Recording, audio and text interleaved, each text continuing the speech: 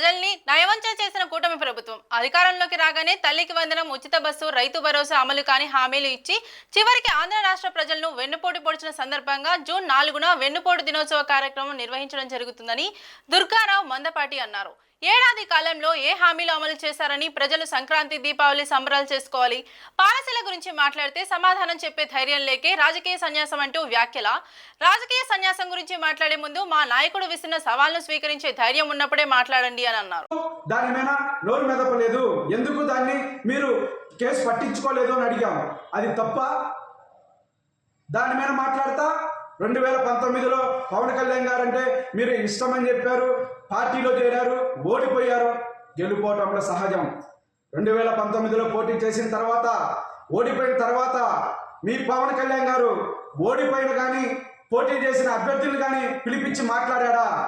మాట్లాడితే ఏమని మాట్లాడారో చెప్పగలిగే ధైర్యం మీకుందా? ఒక పోటీ చేసిన అభ్యర్థులనే పట్టించుకోండి నాయకుడు, కార్యకర్తలనే పట్టించుకుంటారన్న ఉద్దేశంతో చాలా సైలెంట్గా ఉన్నారు. అదేవిధంగా చాలా హుందాగా పవన్ కళ్యాణ్ గారిని అనేక మార్లు కలుస్తామని చెప్పేసి అపాయింట్మెంట్ కోసం చూస్తే ఎక్కడా దొరకనటువంటి పరిస్థితి. సినిమా ఆడియో ఫంక్షన్కి ఇచ్చినటువంటి అపాయింట్మెంటు రాజకీయంగా మాట్లాడటానికి ఇవ్వనటువంటి పరిస్థితి.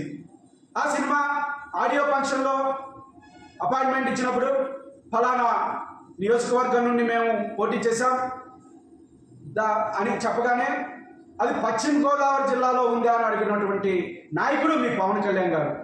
నిజంగా ఏ నియోజకవర్గం ఏ జిల్లాలో ఉందో కూడా తెలియకపోవటం నిజంగా ఆశ్చర్యానికి గురి చేసింది.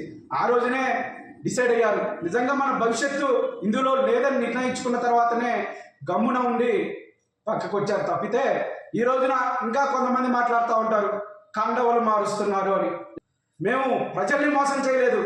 అదేవిధంగా ఒక పార్టీలో ఉంటా మిగతా పార్టీ వాళ్ళ దగ్గర పనిచేయించుకుంటా ఎవరిని మోసం చేయలేదు. మీలాంటి కార్యకర్తలను అసలే మోసం చేయలేదు. మేము క్రిస్టల్ క్లియర్గా అక్కడ మాకు భవిష్యత్తు లేదనుకున్నప్పుడే పక్కకు వచ్చాం. అదే మాదిరిగా అదే కమిట్మెంట్తో పనిచేస్తూ ఉన్నాం. అంతే తప్ప మేము ఫలానా పార్టీ అని చెప్పుకొని, ఫలానా పదం ఉందని చెప్పుకొని ఇవాళ మాట్లాడినటువంటి మీలో చాలామంది గత వైసీపీలో పనులు చేయించుకున్న మాట నిజం కాదా అని చెప్పేసి కూడా మేము అడుగుతా ఉన్నాం.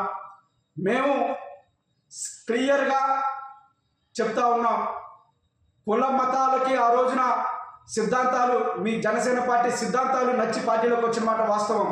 అదేవిధంగా కుల మతాలు లేని రాజకీయం మీ పార్టీ సిద్ధాంతాల్లో ఒక భాగం. కానీ ఈ రోజున మీరు ప్రెస్ మీట్ పెట్టేటప్పుడు స్వయంగా ఒక ఎస్సీ సామాజిక వర్గానికి చెందినటువంటి మండల అధ్యక్షుడు పక్కన కూర్చోబెట్టుకోవాలని దుస్థితిలో మీరు ఉన్నారంటే ఎవరు కుల రాజకీయాలు చేస్తున్నారు, ఎవరు ఏం చేస్తున్నారో అర్థమవుతా ఉంది అని చెప్పేసి కూడా ఈ సందర్భంగా నేను చెప్తా ఉన్నా.